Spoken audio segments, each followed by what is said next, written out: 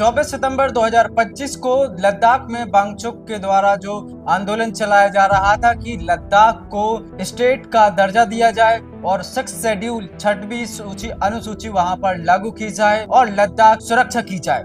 इन सभी मांगों के साथ वो एक लंबे समय से आंदोलन कर रहे थे और फिर उनके ऊपर अचानक से गृह मंत्रालय की ओर से एक आदेश जारी होता है, उनके ऊपर एनएसए लगा दिया जाता है और उन्हें जेल भेज दिया जाता है। लेकिन कल पता चलता है कि उनके ऊपर से एनएसए के तहत जो धाराएं लगाई गई थी उन पर से एनएसए एक्ट हटा लिया गया है और उनको जेल से रिलीज भी कर दिया गया है। तो क्या अब पूरे देश में एनएसए एक मजाक बन के रह गया है कि जब चाहे केंद्र सरकार जिसके ऊपर चाहे उसके ऊपर एनएसए लगाएगी और उसे जेल में बंद करेगी, जब तक वह चाहे तब तक उसे जेल में बंद करके रख सकती है? क्या ये वही नतीजा है कि असम के मुख्यमंत्री के ऊपर पहले आप बहुत सारे आरोप लगाते हैं, उन्हें कई टीमें हैं, चाहे वो सीबीआई हो, चाहे इन्फोर्समेंट डायरेक्टरेट हो या फिर कोई अन्य एजेंसी हो, उनके ऊपर तमाम आरोप लगाए जाते हैं, उनकी गिरफ्तारी की तलवार लटकने लगती है, फिर पता चलता है कि वह बीजेपी ज्वाइन कर लेते हैं।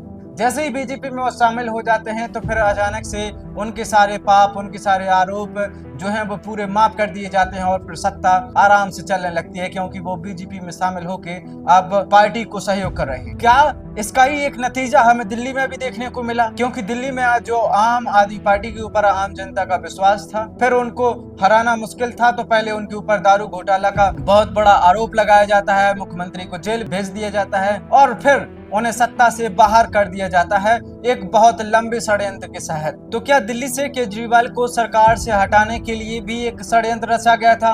उनके ऊपर गलत आरोप लगाए गए थे और अभी हाल ही में जो निर्णय आया है, अदालत ने कहा है कि इन पर तो कोई केस ही नहीं बनता है, उनको बाइज्जत बरी किया जाता है, उनके सारे आरोप हटाए जाते हैं। क्या बीजेपी पार्टी और सत्ता में बैठे लोग, जैसे चाहे वो प्रधानमंत्री हो, गृह मंत्री हो, क्या ये सभी अब जिसको चाहें उस मुख्यमंत्री के ऊपर आरोप लगाएंगे, उसे अपनी पार्टी में मिलाने की कोशिश करेंगे?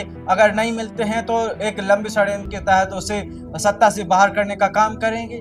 अगर ऐसा नहीं है तो फिर लद्दाख के जो वांगचुक हैं, जिन्होंने अपनी देश की सेना के लिए -20 डिग्री सेल्सियस से लेकर -40 डिग्री सेल्सियस तक के लिए उन्होंने टेंट बनाया, लद्दाख के स्टूडेंट के लिए कई मूवमेंट चलाए, लद्दाख की संरक्षण के लिए कई आंदोलन चलाए, देश के लिए उन्होंने कई काम किए, तो क्या एक षड्यंत्र के तहत उनको भी हिरासत में रखा गया था?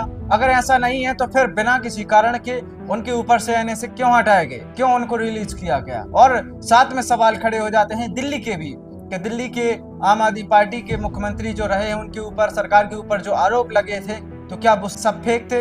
इसमें सब में केंद्रीय जो एजेंसियां हैं वो केंद्र सरकार की मिलीभगत के अनुसार चलते हैं या फिर देश में नियम कानून के हिसाब से राज्य चलेगा? अगर ये सब मजाक नहीं है तो फिर इस प्रकार के किसी के ऊपर एनएसए लगाना और फिर उसे हटा देना, ये क्यों देखने को मिल रहा है? और क्यों हमें असम के मुख्यमंत्री को पहले आरोप देखने को मिलते हैं और जैसे ही वो बीजेपी में आ जाते हैं तो फिर उनके आरोप माफ हो जाते हैं? ये तमाम सवाल हैं। अब इन तमाम सवालों के जवाब देखना होगा कौन देता है। आप देखते रहिए खबर समय पर। धन्यवाद।